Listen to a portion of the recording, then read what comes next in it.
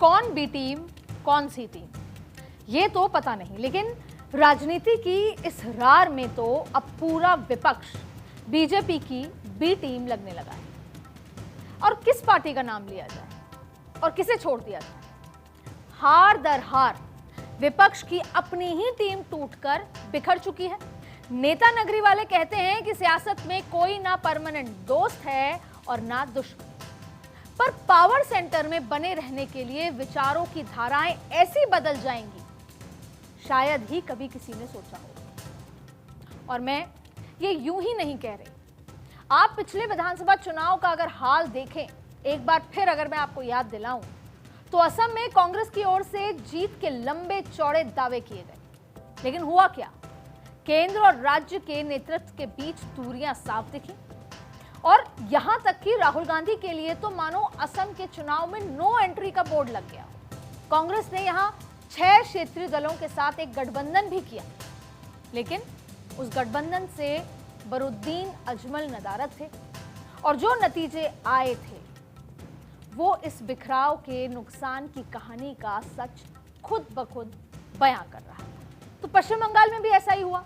जो ममता बनर्जी अब सोनिया गांधी के साथ मंच पर नजर आने लगी हैं, कान में दोनों एक दूसरे की कुछ बातें करते नजर आ रहे हैं, वो विधानसभा चुनाव में पहले राहुल को बिल्कुल भी एक्सेप्ट नहीं कर रही थी। उन्होंने राहुल गांधी के लिए काफी कुछ कहा, एक्सेप्टेंस ही नहीं थी।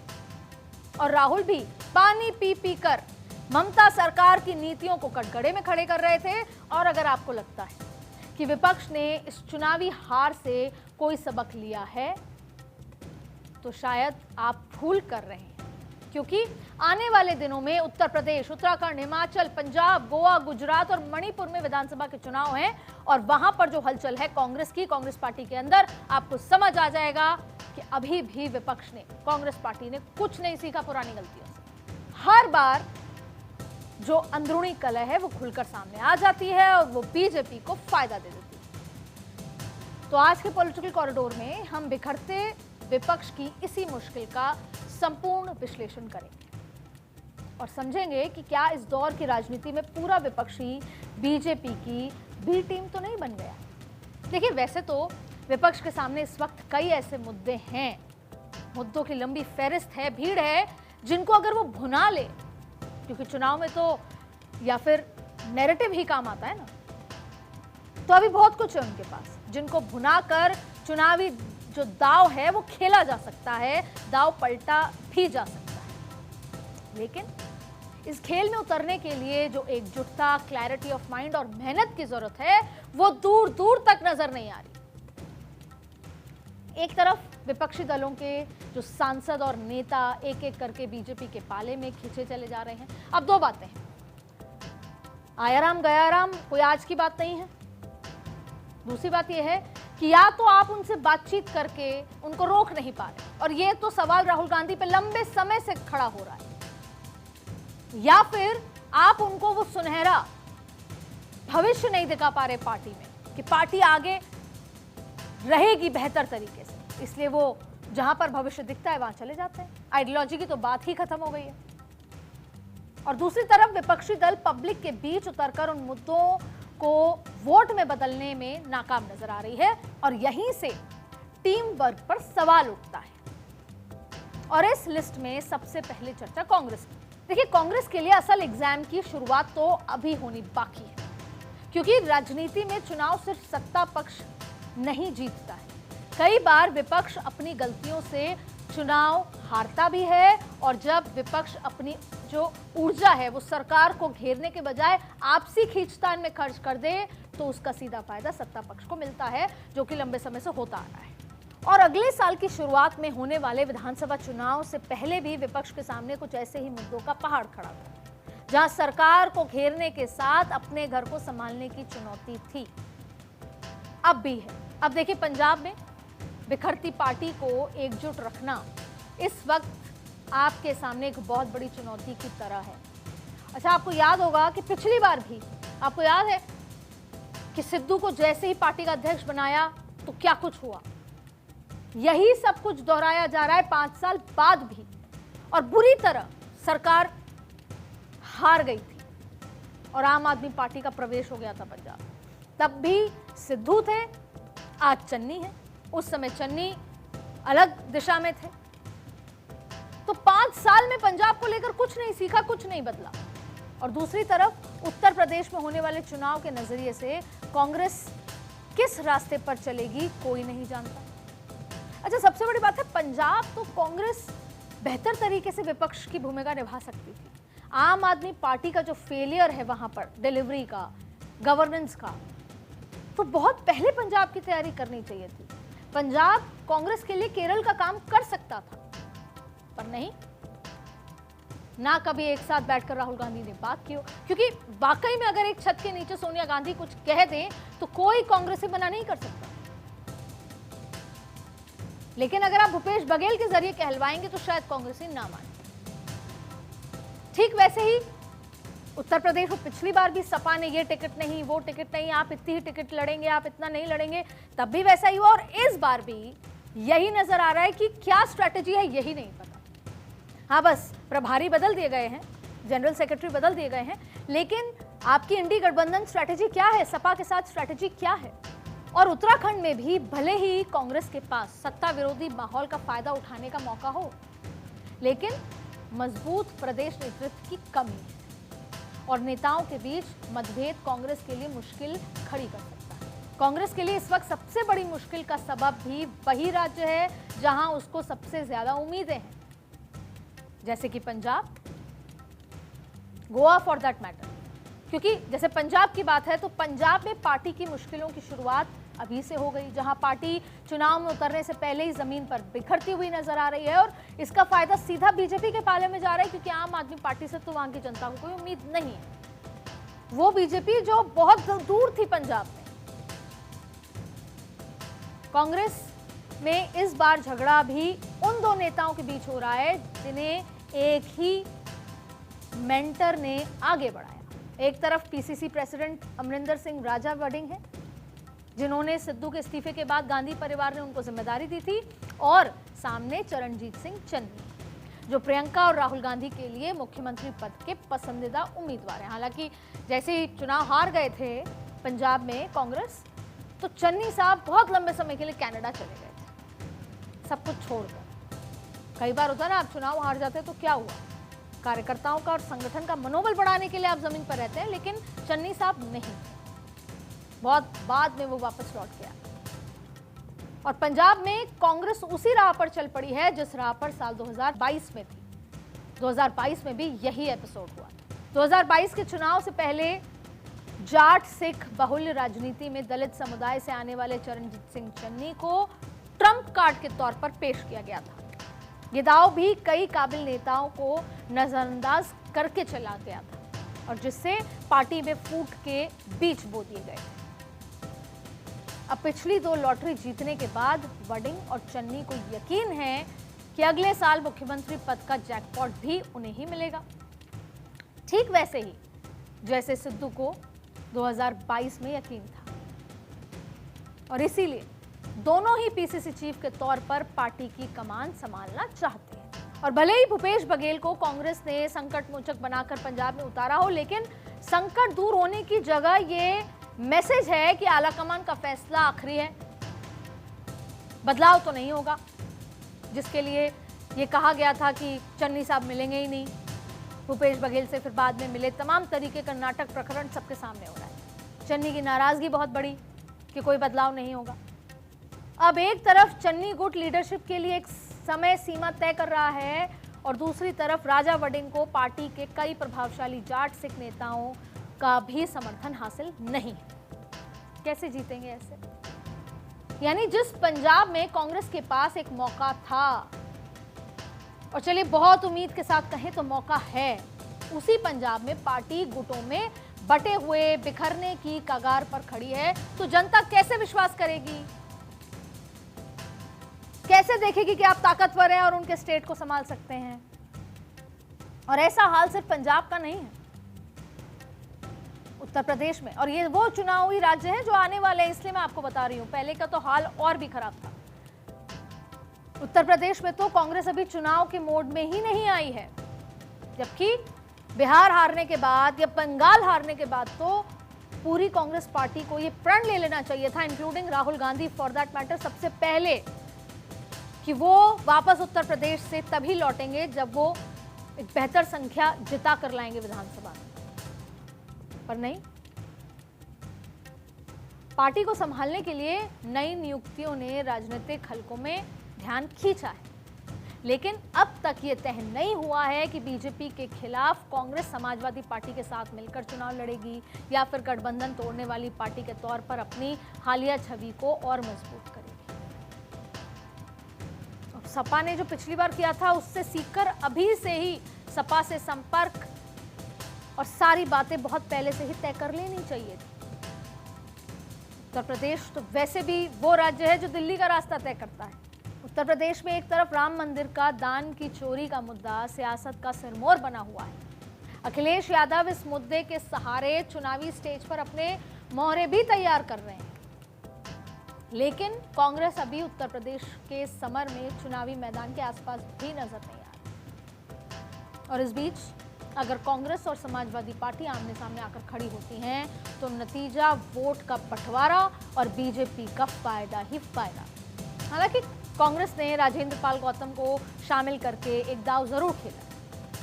अब तक आम आदमी पार्टी की झाड़ू चलाने वाले गौतम अब हाथ के साथ ही जरूर बन गए हैं, लेकिन राजेंद्र पाल कांग्रेस को इस रणनीति की तरफ लेकर जा रहे हैं कि ओबीसी और ईबीसी में सेंधमारी के जरिए उत्तर प्रदेश की राजनीति में पैठ बढ़ाई जाए। और इसके पीछे गणित है समाजवादी पार्टी की यादव वोट पर पकड़ और ओबीसी और ईबीसी के बीच बसपा की कमजोर होती पैठ। लेकिन इन सब से क्या होगा?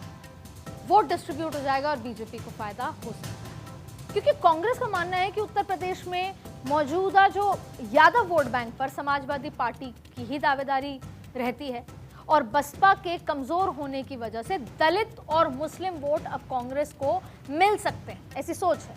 कांग्रेस को उम्मीद है कि यादव विरोधी ओबीसी और ईबीसी वर्गों को वो अपने साथ लेकर आ जाएगी, जिससे कांग्रेस को यूपी में वापसी करने में मदद मिल सकती है। तो कांग्रेस के राजेंद्र पाल गौतम, जिन्हें सबसे पहले तो यूपी कांग्रेस के पदाधिकारी के बीच अपने आप को साबित करना है, वो शुरू से ही कह रहे हैं कि गठबंधन में कांग्रेस और समाजवादी पार्टी बराबर के हिस्सेदार होंगे और कोई भी छोटा या बड़ा भाई नहीं होगा।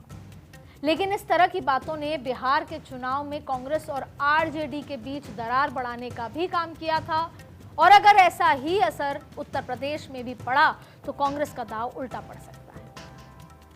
और ठीक भी है, अगर आप चाहते हैं कि दलित वोट बैंक पे आपकी पकड़ हो तो जमीन पे क्यों नहीं दिख रही है? बड़े नेता क्यों नहीं दिख रहे हैं?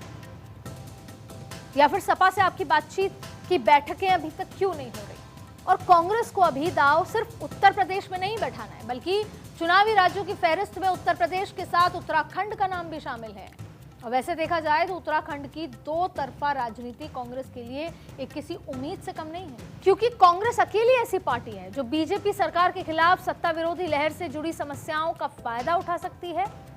लेकिन यहां पर भी राज्य में कांग्रेस की तैयारियों में किसी बड़े जन नेता की कमी और पार्टी के वरिष्ठ नेताओं के बीच आपसी मतभेद, ये रुकावटें हैं। हालांकि गणेश गोंदियाल को पीसीसी अध्यक्ष के तौर पर वापस लाया गया, उन्हें एक सौम्य और साफ सुथरी छवि वाले नेता के रूप में पेश किया गया, लेकिन पार्टी का यह मानना है कि पूर्व सीएम हरीश रावत को दरकिनार करके दिल्ली के फैसले ने पार्टी के अंदरूनी मतभेदों को और बढ़ा दिया। और साथ ही गोंदियाल को अभी प्रीतम सिंह, यशपाल आर्य और हरक सिंह रावत जैसे कांग्रेस के पुराने दिग्गजों के बीच अपनी पैठ साबित करनी है, ये भी तो दिक्कत है। और देखा जाए तो कांग्रेस के सामने उत्तराखंड में अच्छा मौका है, क्योंकि ऐसा नहीं है कि गुटबाजी बीजेपी में नहीं है। उत्तराखंड में जबरदस्त लोकल नेताओं के बीच में गुटबाजी है, और वो गुटबाजी दिल्ली को पता है अच्छे से, बस कांग्रेस को नहीं दिख रही और कांग्रेस उसका फायदा नहीं उठा रही। एक तरफ अगर हम बात करें मुख्यमंत्री पुष्कर सिंह धामी की छवि से जुड़ी बातों को लेकर, तो दूसरी तरफ पिछले एक दशक में सत्ता में काबिज बीजेपी के लिए एंटी इनकम्बेंसी भी वहां पर बहुत बड़ी चुनौती है। लेकिन बीजेपी वो चुनावी मशीन है जो समय रहते चीजें सुधारती भी है, जमीन पर काम करती भी है। समस्याओं को सुलझाने की कला है, फिर दिल्ली पूरा कंट्रोल लेता है। और यही फर्क हो जाता है बीजेपी और कांग्रेस के काम करने में, बीजेपी को कांग्रेस से अलग बनाने में। और वैसे तो सत्ता विरोधी लहर के जरिए सरकार का बदलना लोकतांत्रिक राजनीति को नई बात, कोई ऐसी लोकतांत्रिक राजनीति में नई बात नहीं है, लेकिन बीजेपी ने बार बार इस तर्क को गलत साबित किया। 3 बार हरियाणा में सरकार रिपीट हुई। ऐसे कई सारे राज्य हैं जहां पे रिपीट हुई। बीजेपी शासित गुजरात इसका सबसे बड़ा उदाहरण है, जहां पार्टी दशकों से सत्ता में बनी हुई है। ऐसा तो नहीं है कि एंटी इनकम्बेंसी नहीं होगी, गुड गवर्नेंस में कोई सुधार की आवश्यकता नहीं होगी। और 2024 के लोकसभा चुनाव के बाद पार्टी ने जिस तरह से वापसी की, वो भी इसका एग्जाम्पल सेट करता है। और यही वजह है कि विपक्ष के सामने बीजेपी से बड़ी चुनौती खुद उसका बिखरता हुआ जो कुनबा है, उसका जो किला है, वो एक बड़ी चुनौती। उत्तराखंड की तरह ही एक और पहाड़ी राज्य है हिमाचल प्रदेश। लंबे समय से कांग्रेस के नेताओं की आपसी गुटबाजी का अखाड़ा। हिमाचल प्रदेश के मुख्यमंत्री सुखविंदर सिंह सुक्खू के कामकाज के तरीके को लेकर कई नेताओं ने समय समय पर दिल्ली के दरबार में हाजिरी लगाई है, क्योंकि दिल्ली वालों ने सुध ली 2024 में। और फिर फरवरी 2024 में हुए राज्यसभा चुनाव के दौरान कांग्रेस के कई विधायकों ने पार्टी व्हीप का उल्लंघन करते हुए क्रॉस वोटिंग की, और जिसकी वजह से अभिषेक मनु सिंघवी को हार का सामना करना पड़ा। दिल्ली के कैंडिडेट थे, और इसके बाद 6 कांग्रेस विधायक बागी हो गए लगातार बढ़ती गुटबाजी के बाद। और गुटबाजी तो तब भी थी जब सुक्खू सीएम बनने वाले थे, तब भी आपको बहुत खींचतान देखने को मिली थी। और फिर अभी भी लगातार जो गुटबाजी बढ़ी, उसके बाद आलाकमान ने 2024 के अंत में पूरी प्रदेश कमेटी को भंग कर दिया। लेकिन लंबे समय तक संगठन का ढांचा नहीं बन पाया था, जो कि कांग्रेस की एक आदत सी हो गई है हर राज्य के लिए, और इसकी वजह रही गुटबाजी। जनवरी 2026 में, यानी इस साल, हिमाचल में 11 जिलों में नए जिला अध्यक्ष नियुक्त करके संगठन को दोबारा पटरी पर लाने की कोशिश की गई। सोशल मीडिया पर कांग्रेस नेताओं का एक दूसरे पर वार पलटवार, और इसका नुकसान किसे होगा ये कहने की जरूरत नहीं है। अभी हाल ही में हरियाणा में बैठक हो रही थी, नए प्रभारी पहुंचे, तब भी इस तरह का भूपेंद्र सिंह हुड्डा ने यह कहा रणदीप सुरजेवाला को कि अगर आपका साथ मिल जाए तो सरकार ले आएंगे। तो रणदीप सुरजेवाला ने बिना समय लिए फटाक से कहा कि आपका साथ बहुत दे दिया, अब आप हमारा साथ दीजिए। ये वो मौका था जब नए प्रभारी वहां पर पहुंचे थे, उनका स्वागत हो रहा था, उनको स्टैब्लिश करना था कार्यकर्ताओं के बीच में, बताना था कि दिल्ली से आए हैं, दिल्ली ने भेजा है। और कांग्रेस में तो कल्चर है, प्रभारी दिल्ली होता है।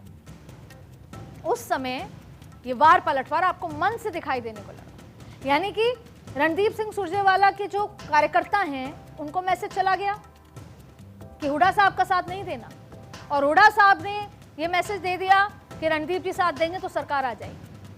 आप इमेजिन कीजिए, हरियाणा में तो चुनाव है भी नहीं, लेकिन ये गुटबाजी कब से शुरू हो गई। पिछली बार भी गुटबाजी की वजह से ही हरियाणा में कांग्रेस हार गई। और गोवा जहां पर कांग्रेस अच्छा प्रदर्शन कर सकती है, गोवा भी इस सिलसिले की अगली कड़ी है। गोवा में पार्टी आलाकमान ने अमित पाटकर को हटाकर गिरीश चोडांकर को गोवा प्रदेश कांग्रेस का अध्यक्ष नियुक्त किया, और इसके बाद कार्यकर्ताओं और नेताओं के बीच भारी असंतोष फैल गया। नौबत यहां तक आ गई कि इस विवाद को सुलझाने गए पार्टी महासचिव केसी वेणुगोपाल के साथ भी स्थानीय महिला नेता की तीखी बहस हुई, और केसी वेणुगोपाल रूड हो गए महिला नेता के साथ और कमरे से बाहर जाने को कहा। ये कांग्रेस आलाकमान के लिए एक अलार्म ही है, अगर वो महसूस करे तो। वहीं दूसरी ओर गोवा कांग्रेस पार्टी नाम से एक नए दल के रजिस्ट्रेशन ने भी यहां कांग्रेस की मुश्किलों को दुगना कर दिया है, और इस लिस्ट में गुजरात भी आता है। गुजरात तो वो है जहां पर आप 12 महीने फोकस करें, 5 साल तक फोकस करें, जिस दिन चुनाव हारे उस दिन से तैयारी शुरू करें, क्योंकि आप ही मानते हैं कि जिस दिन गुजरात हाथ से निकल गया बीजेपी के, उस दिन से चीजें बदलेंगी। तो मेहनत कीजिए, जब पता है आपको गुजरात में स्थानीय निकाय चुनाव में खराब प्रदर्शन के बाद कांग्रेस पार्टी में अंदरूनी कला, और कला कोई नई बात नहीं है गुजरात में। गुजरात के नेता को दिल्ली में दिल्ली का प्रभारी बनाया, दिल्ली के हालात सबको पता है। और गुटबाजी इतनी बढ़ गई कि अहमदाबाद नगर निगम चुनाव में मिली हार के बाद कार्यकर्ताओं ने सोशल मीडिया ग्रुप्स में पार्टी नेतृत्व पर सवाल उठा दिए और इसके बाद 6 वार्ड अध्यक्षों को उनके पदों से हटा दिया गया। लेकिन गुटबाजी थम गई है। ये कह देना जल्दीबाजी होगी या आप लोगों को बेवकूफ बना रहे हैं, क्योंकि सवाल ये है कि आखिर विपक्ष कब सीखेगा। और विपक्ष हर बात पे मीडिया को सवाल खड़े करता है। विपक्ष खुद मेहनत नहीं करना चाहता और क्योंकि किसी न किसी के ऊपर तो डालना है तो मीडिया पे आप बोलिए, आप खड़े होइए, आप निष्पक्ष बनिए। आप मेहनत कब करेंगे? विपक्ष एकजुटता का नारा तो दे रहा है, लेकिन ये नारा सिर्फ कागजों पर बुलंद है, आपके सामने है। ये लोकसभा चुनाव से पहले बना इंडी गठबंधन चुनाव खत्म होते ही पूरी तरह बिखर गया। जैसे पश्चिम बंगाल में ही बात कर लेते हैं तो 2024 के लोकसभा चुनाव में टीएमसी के साथ चुनाव लड़े, लेकिन विधानसभा चुनाव में ममता और राहुल गांधी आमने सामने खड़े थे। और इसी तरह दिल्ली के विधानसभा चुनाव में हुआ, जहां इंडी ब्लॉक में शामिल आम आदमी पार्टी और कांग्रेस आमने सामने खड़ी नजर आई। और ये और बोल रहे हैं कि हम देश में एक साथ हैं, राज्यों में एक साथ हैं। जनता को आप क्या मैसेज देना चाह रहे हैं कि राज्यों में हम एक दूसरे के विरोध में हैं, देश में हम एक साथ हैं? हरियाणा विधानसभा चुनाव में भी कुछ ऐसा ही हुआ और केरलम में कांग्रेस के नेतृत्व वाला यूडीएफ वामपंथी दलों जैसे सीपीएम, सीपीआई के आमने सामने नजर आया। यानी लोकसभा चुनाव में जो दल हम साथ साथ है का नारा दे रहे हैं, वो अपने अपने राज्य में हम आपके हैं कौन पूछ रहे हैं। और ऐसा ही पंजाब में भी होगा, जहां आप और कांग्रेस एक दूसरे के सामने खड़े दिखेंगे। और उत्तर प्रदेश में भी अगर गठबंधन पर मोहर नहीं लगती या सीटों के बंटवारे को लेकर लड़ाई होती है तो यही होना है। और यहीं से सवाल उठता है कि क्या टूट रहा विपक्ष खुद बीजेपी की बी टीम बनता जा रहा है? क्योंकि इस बात से इनकार नहीं किया जा सकता कि जब गठबंधन के साथी आमने सामने लड़ते हैं तो उसमें फायदा बीजेपी का हो।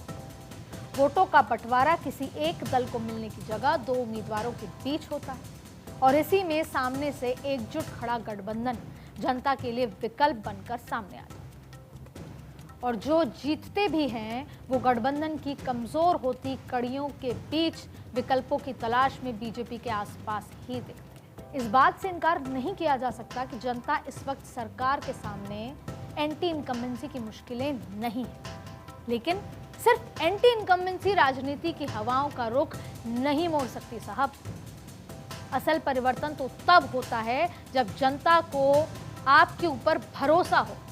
और जब तक विपक्ष अपनी रणनीति में बदलाव लाने का एक ऐसा कदम नहीं उठाता कि वो विश्वास दिला सके जनता को, तब तक वो जनता के बिखरे हुए आक्रोश को भुनाने की उम्मीद नहीं कर सकता। तो इतना साफ है कि जब तक वोटर्स के बीच एकजुटता का संदेश नहीं जाएगा ईमानदारी से, बेशक बीजेपी चुनावी कामयाबी हासिल करती रहेगी। अभी 22 राज्य हैं और दिन पर दिन चुनाव दर चुनाव वो बढ़ते जाएंगे, गिनती बढ़ती जाएगी। आपको जमीन पर लोगों के बीच विश्वास और मेहनत दोनों दिखानी होगी। फिलहाल आज के पॉलिटिकल कॉरिडोर में बस इतना ही।